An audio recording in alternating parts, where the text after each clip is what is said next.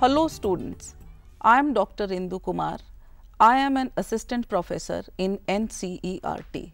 Today we will learn theme 2, that is Kings, Farmers and Towns, Early States and Economies, and that we will learn from century 600 BCE to 600 CE. Students, 6th century BCE is often regarded as the major turning point in early Indian history. Any time span in history is remarkable or different from some other span of time because of some visible trends, and these trends are very prominent and visible during that time span. Now you must be thinking, what are those trends which were evident during 6th century BCE? So, let us now learn about those trends. The most visible trends of this period are emergence of early states and empires, appearance of new towns throughout the Indian subcontinent, growing use of iron, development of coinage, changes in the way agricultural production was organized, and the most important trend was the growth of diverse systems of thought, which along with others included Buddhism and Jainism. Now we will learn about the emergence of earliest states. The evidences of earliest states are that of the 16 Mahajanpadas, which are mentioned in early Buddhist and Jaina texts. Although the list of these 16 Mahajanpadas varies in Buddhist and Jaina texts, but some like Vajji, Magad, Kaushal, Panchal, Gandhar and Avanti occur very frequently. Therefore, it is clear that these Mahajanpadas were among the very prominent ones. Among the other Mahajanpadas were Kuru, Kamboj, Shursen, Matsya, Mall, Kashi, Ang, Vats, Chedi and Ashmak. Let us now come to the question that who governed these Mahajanpadas. Most of these Mahajanpadas were ruled by kings or rajas. Some known as Sanghas or Ganas were oligarchies. But students, before proceeding further, let us refresh our knowledge about what an oligarchy is. Oligarchy is a form of governance where power is shared or exercised by a number of persons. During the time of Mahajanpadas, these persons were known as the Rajas. Do you think there are similarities in the oligarchies of that time and the present day democracy? Do reflect and answer to this question. Some renowned personalities who belonged to these Sanghas were Gautam Buddha and Bhagwan Mahavira. Both of them belonged to Sanghas. The history of these Mahajanpadas or states are very difficult to trace.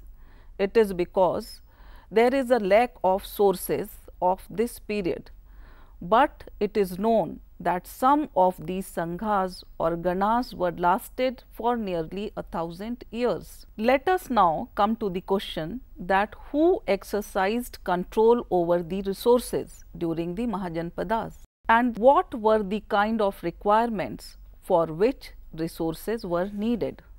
Each of these Mahajanpadas had a capital city which was fortified for the protection of Mahajanpada.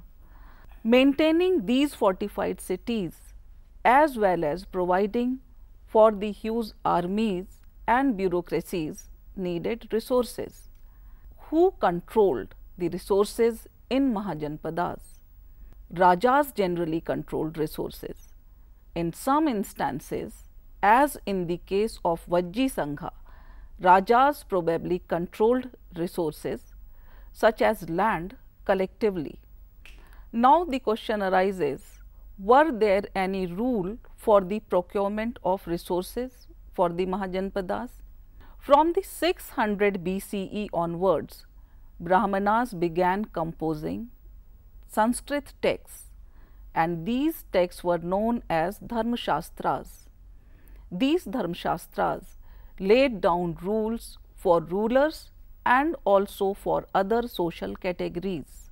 In these Dharmashastras, rulers were advised to collect resources from cultivators, traders, and artisans. It is not known whether they collected resources from pastoralist people and the forest people, but what we know definitely is that raids on neighboring states was considered as the legitimate means of procuring resources. Now the question arises, which Mahajanpada was the first among these 16 Mahajanpadas? Magadha emerged to be the most prominent and powerful among these 16 Mahajanpadas. Between the 6th and the 4th century BCE, Magadha, which is now in present day Bihar, became the most powerful Mahajanpada. Now the next question is that why Magadha emerged to be most powerful and prominent? Early Buddhist and Jaina writers and the modern historians differ when they explain about this phenomena. Buddhist and Jaina texts attributed the power of Magadha to individual rulers and also to their ministers, because these ministers helped them implement their policies. Some of the prominent kings of Magadha are Bimbisar, Ajatashatru, and Mahapadmananda. According to Buddhist and Jaina writers, these rulers were ruthlessly ambitious and thus contributed to the rise of Magadha. But modern historians differ from Buddhist and Jaina texts when they explain the emergence of Magadha into a powerful state. Modern historians explain the emergence of Magadha as the most powerful Mahajanpadas into a variety of ways. They say that Magadha emerged to be powerful because of the abundance of resources. Agriculture in Magadha was especially productive. Iron mines, which are now in Jharkhand, were accessible and provided resources for tools and weapons. Elephant, an important component of army, were found in the forest of this region. The Ganga and its tributaries provided a means of cheap and convenient communication in Magadha. And we know that communication is vital for the existence of empire, as communication facilitates trade. The choice of capital also contributed in the rise of Magadha as the most powerful one. Initially, when Magadha was gaining power, its capital was Rajgir. Rajgir was a fortified settlement among the hills. Later, when Magadha gained power, the capital of Magadha was shifted to Patliputra. Patliputra is present day Patna, which is situated at the bank of river Ganga, which commanded routes of communication. Students, up till now we have learnt about the 16 Mahajanpadas that were the earliest states of the 6th century BCE. Now let us come to the emergence of earliest empire. Growth of Magadha is linked to it. Growth of Magadha among the 16 Mahajanpadas culminated in the emergence of Mauryan Empire. This empire was founded by Chandragupta Maurya in 321 BCE. He extended his control as far northwest as Afghanistan and Balochistan. His grandson Ashoka argued to be the most famous ruler of early Indian history. Ashoka conquered Kalinga, which is in present-day coastal Orissa. Whenever we reconstruct history of any time, sources are very important to reconstruct history of that period. About the Mauryan period also, sources contributed a lot in the reconstruction of history. There is an interesting narration which I would like to share with you. James Prinsep was an officer in the Mint of East India Company. During 1830s, he deciphered Brahmi and Kharoshthi scripts. Brahmi and Kharoshthi are the two scripts which are used in earliest inscriptions and coins. When James Prinsep deciphered these scripts, he found that most of these inscriptions mentioned a king named Priyadashi. Priyadashi means pleasant to behold. There were also a few inscriptions which referred to this king as Ashoka, and Ashoka was one of the most famous ruler who was also described in Buddhist and Jaina texts. This gave new direction to the investigations into the early Indian political history. Whenever historians study resources, they do not depend on only one resource. Likewise, European as well as Indian historians used inscriptions as well as texts which were composed in different languages to reconstruct the early history of India. They also studied the lineage of major dynasties that had ruled over the subcontinent.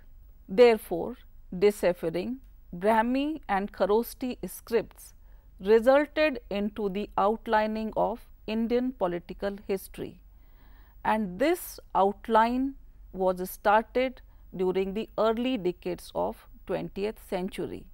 Other sources which contribute in the reconstruction of Mauryan history are archaeological finds. Sculptures are very important among the archaeological finds. Accounts of Megasthenes in his famous book Indica. Megasthenes was a Greek ambassador into the court of Chandragupta Maurya, and he composed whatever he observed about the Maurya period in his book Indica. Arthashastra of Kautilya. Kautilya or Chanakya was the minister of Chandragupta Maurya, and he has written a book namely Arthashastra. Arthashastra throw light on the history of Mauryas. Apart from these, Buddhist and Jaina texts also mention about Mauryan period. Puranic and Sanskrit literary works also mention about Mauryas. So, these were the sources about Mauryan history, but the most valuable sources of the Mauryan period are the inscriptions of Ashoka, which are inscribed on rocks and pillars. Ashoka used these inscriptions to propagate Dhamma.